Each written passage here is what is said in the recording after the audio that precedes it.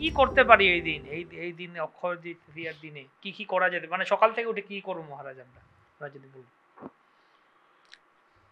তো সকালবেলা এই তিথিতে প্রতিদিন করলেই ভালো, কিন্তু আজ এই তিথিতে অক্ষয় তৃতীয়া তিথিতে ভোরবেলা ব্রহ্ম মুহূর্তে উঠে যদি পবিত্র নদী গঙ্গার কাছে যদি কেউ থাকে বা অন্য কোনো পবিত্র নদীতে স্নান করা, তারপরে মঙ্গল আরতি যাওয়া, তারপরে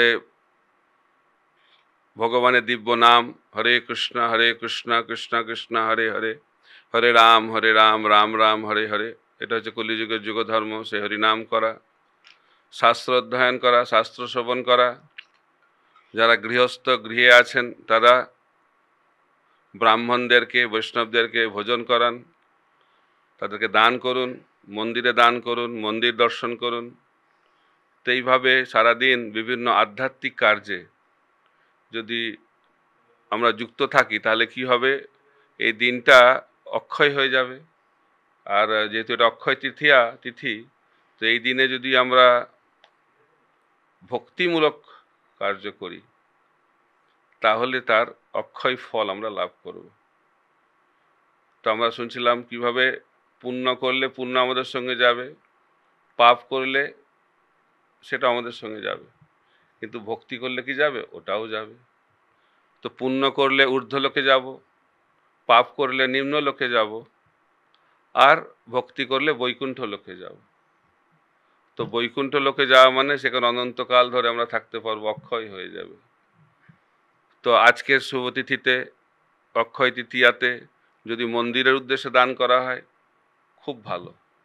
তো ভগবান বলছেন, শাস্ত্রে বলা হচ্ছে যে সমস্ত ভক্ত মানুষ আমার জন্য এই পৃথিবীতে ঘর বানাবে, আমি তার জন্য বৈকুণ্ঠ জগতে ঘর বানাবো। তো সেই ঘর তো নিত্য অক্ষয়। তাই আমরা যদি পার্মানেন্ট একটা ঘর পেতে চাই বৈকুণ্ঠ লোকে, তো আজকের এই শুভ অক্ষয় তৃতীয়া তিথিতে মন্দির প্রকল্পে দান করুন, তাহলে ভগবান অসীম কৃপা প্রদান করবেন। এইভাবে সকাল থেকে রাত্রি পর্যন্ত বিভিন্ন ধরনের আধ্যাত্মিক কার্যে আমাদের আজকে লিপ্ত থাকা উচিত। এবং আজকের এই শুভ তিথিতে কোনো পাপ কর্ম করা উচিত নয়, কারোকে কষ্ট দেওয়া উচিত নয়।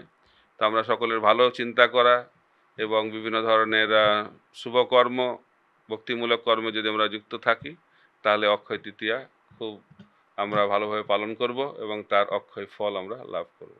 হরি হরি।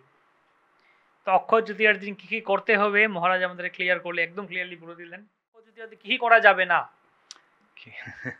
কি করা যাবে না, নিষেধ।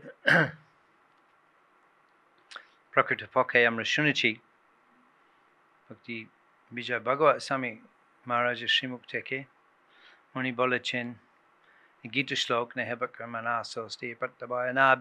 যারা এই ভগবত ভক্তি এই পথে যারা প্রবেশ করেছেন তাদের আধ্যাত্মিক কর্ম, তাদের সেবা, তাদের ভক্তি, এটা সব অক্ষয় ফল প্রতিদিন হয়।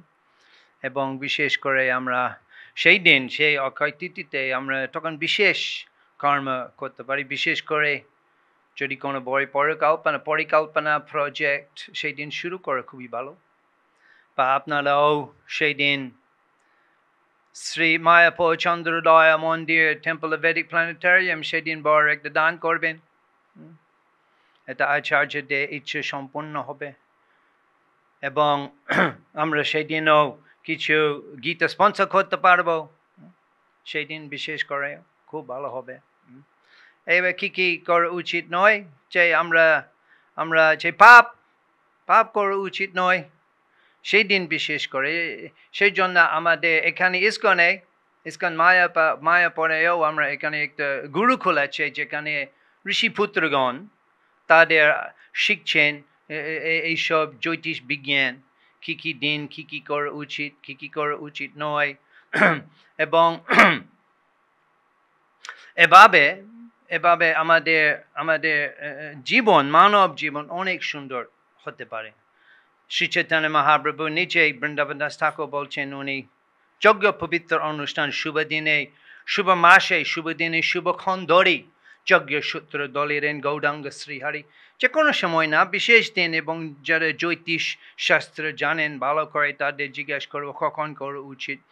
এবং সাধারণ মতো আমরা ভগবত ভক্তা, আমরা পাপ করি না, আমরা যত সম্ভব শ্রীকৃষ্ণের সেবনে যুক্ত থাকি প্রতিদিন, এবং অক্ষয় তৃতীয়াতে বিশেষ করে আমরা খুব সাবধান করি সেই দিন খুব ভালোভাবে সেবা করব এবং কোনো পাপ কর্ম না করতে। বাহ, খুব সুন্দর। পাপ কর্মের মধ্যে সাধারণত যেমন কি কি পাপ কর্ম সাধারণত লোকেরা করে, যেটা একটু বলে, যেমন খাওয়া দাওয়া আছে, তারপরে আরো যা যা সিম্পল আমাদের ডেইলি লাইফে অন্যান্য দিন যে পাপগুলি হয়, যদি আমরা একটু খুলে বলি যে এই কাজগুলি করবেন না মহারাজ। তো অক্ষয় তৃতীয়াতে আমিষ আহার না করলে ভালো। আচ্ছা, আমিষ আহার করা পাপ। আমিষ আহার বর্জন করলে ভালো। সেদিনকে ভগবানকে ভোগ লাগিয়ে প্রসাদ গ্রহণ করা অত্যন্ত বাঞ্ছনীয়। তো কলিযুগের মানুষ মিথ্যে কথা বলতে খুব এক্সপার্ট, অন্তত পক্ষে অক্ষয় তৃতীয়ার দিন কোনো মিথ্যে কথা না বলা, তারপরে সেটা অক্ষয় হয়ে থাকে। সেটা অক্ষয় হয়ে যাবে। আর আরেকটা হচ্ছে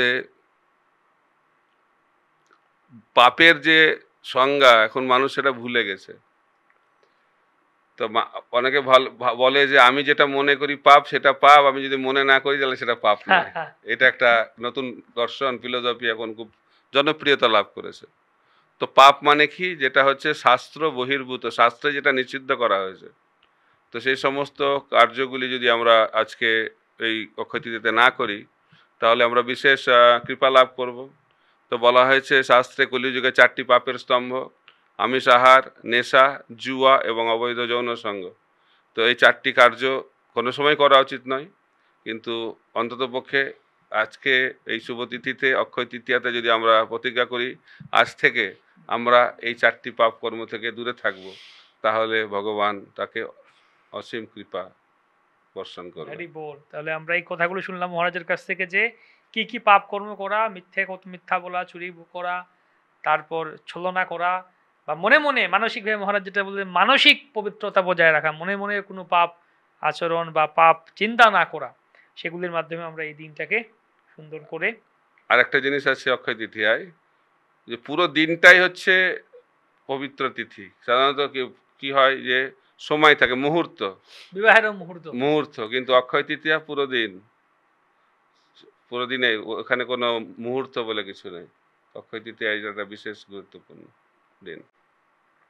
তো অক্ষয় তৃতীয়াতে বিশেষভাবে এই মুহূর্তের কথা বলা হলো। সারাদিনই হচ্ছে অক্ষয়, সারাদিনই হচ্ছে পবিত্র দিন। তাই সারাদিন যত বেশি ভজন কীর্তন, ভগবানের নাম শ্রবণ কীর্তন। একটা কথা মহারাজ যেটা বললেন, সকালবেলা ওঠা, মঙ্গলারতিতে যাওয়া, তো অবশ্যই মঙ্গলারতিতে যাবেন। আর যারা দূরে আছেন, মন্দির নেই কাছে, বাড়িতে মঙ্গলারতি করুন। যদি কেউ মায়াপুর টিভি খুলে ভগবানের মঙ্গলারতি দর্শন করে সকাল 4:30, এটা কি ফল পাবেন তারা? অবশ্যই পাবেন। তো আমরা তো এই জন্যই মায়াপুর টিভি ব্যবস্থা করা হয়েছে। যারা অনেক দূরে আছে, বাড়িতে মন্দিরের পরিবেশ নেই, তারা অন্তত পক্ষে অক্ষয় তৃতীয়ার দিন সকালবেলায় 4:30-র সময় মায়াপুর টিভি খুলে রাধা মাধব পঞ্চতত্ত্ব নৃসিংহদেবকে দর্শন করুক, মঙ্গলারতিতে যোগদান করুক, তাহলে ভগবানের কৃপা লাভ করবে। ভারী বল। তার মানে আপনারা মায়াপুর টিভির কৃপায়, মায়াপুর টিভির সৌজন্যে ঘরে বসে মায়াপুরের রাধা মাধবের আরতি দর্শন করতে পারবেন। মঙ্গল আরতি, দর্শন আরতি, সন্ধ্যা আরতি সব দর্শন করতে পারবেন। তাদের ভাগবত পাঠ, সকালবেলা মন্দিরে পাঠ হবে, গুরু পূজা হবে, সমস্ত কিছু দর্শন করতে পারেন।